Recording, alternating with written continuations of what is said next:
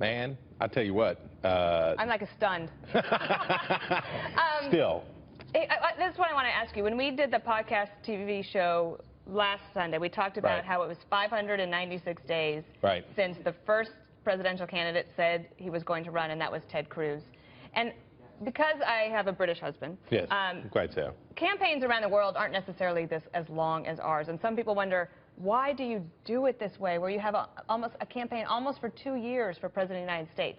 Because I know you're tired, I'm tired, everybody worked really hard, the nation's tired of it, but do you think it's about the right amount of time? Well, I think that you could probably execute a campaign in a much shorter period of time, because in about 6 weeks or 8 weeks, so most of when we look at the exit polls, most of the people decide long before.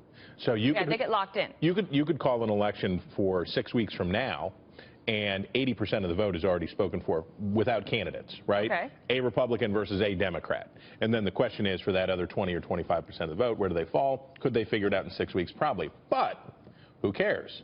Because you know what? Free speech is a thing. And what the Supreme Court has ruled, and what we have ruled in our hearts, is that we should not ever consider the idea of limiting people's opportunities to speak out. Somebody has probably already decided that he's going to run for president. Somebody has probably already declared. Probably that same person. Right, exactly. And in 2020. And there's nothing wrong with it, right? Let him go.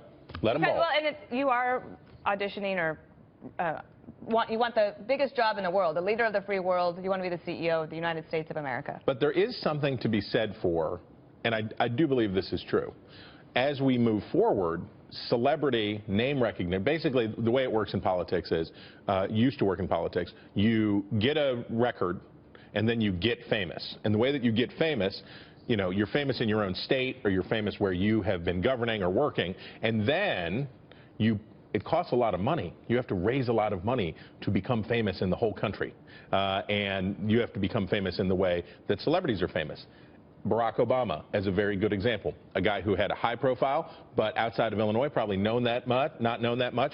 By the time he is... But when he gave the convention speech for the Democrats in 2004, everyone was like, wow, who's this? I remember I got to meet him. In February 2005, we went to the Gridiron dinner separately, but we were sat at the same table across from each other with USA Today, and it was my first time going to that dinner. I was like, wow, I get to sit across from the junior senator from Illinois. He'd been in town about 10 days. When I got home that night, my husband said, so how was it? And I said, Peter, I got to tell you, I met Barack Obama, the senator from Illinois, and I think he could be president in like 20 years. Wah, wah. 4 years later, he was the president. But when you were talking to him and you knew him and your husband knew who he was and he was a freshman senator, he probably had a national... No, not even close. He probably had a national name identification of 20%. Maybe, right. Nobody knew him. Right. So there were 3 people when we started running. And by the way, this is the final installment of us.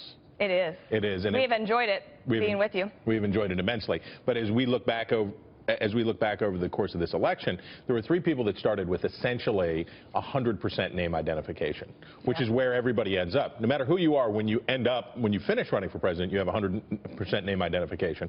But the 3 people were Jeb Bush, Hillary Clinton, and Donald Trump. And the question about the future, and the question going forward is there going to be time in our media culture, in what we're doing, is there going to be time for people to get to 100%, or does the future belong to people who are already famous? That's interesting. I wanted to ask you about, obviously, the end result. We've had a dispute on the podcast and on the show, because you've made fun of me for a while. Last May, I said that I could see a scenario, because Donald Trump was so popular, that he could win the popular vote but lose to Hillary Clinton in the Electoral College. But I mocked you. You mocked me. Yes. And so now, it ended up that the reverse was true. Right. Hillary Clinton won the popular vote, hitting her target, and that was about the national polls. Right. But she loses in the Electoral College. So 4 times in American history now have Republicans won the presidency through the Electoral College, but not won the popular vote. Democrats are reminded of this, and then they do stuff like march down 6th Avenue in New York. And Philly and Los Angeles, Chicago. And they're angry. They're like, what's this Electoral College you speak of? Electoral College, this is so bad. And for Republicans, it just works better because they're the country mice, and the Republicans or the Democrats are the city mice. Republicans live out, and Democrats live in. The closer you are to a center of population, the more likely you are to be a Democrat. That works well in the Electoral College because of states like yours and states like mine. Yeah. So growing up in Wyoming, I remember my grandfather would say, you know, there they go, carting off all of our energy resources to the coast so that they can benefit. But he would always say, he said, but we have a voice.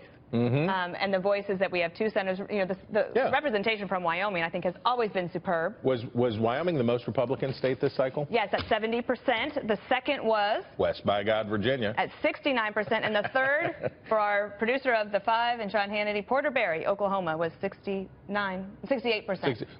Good at being Republican, but not maybe the best. Right. Sorry. Well,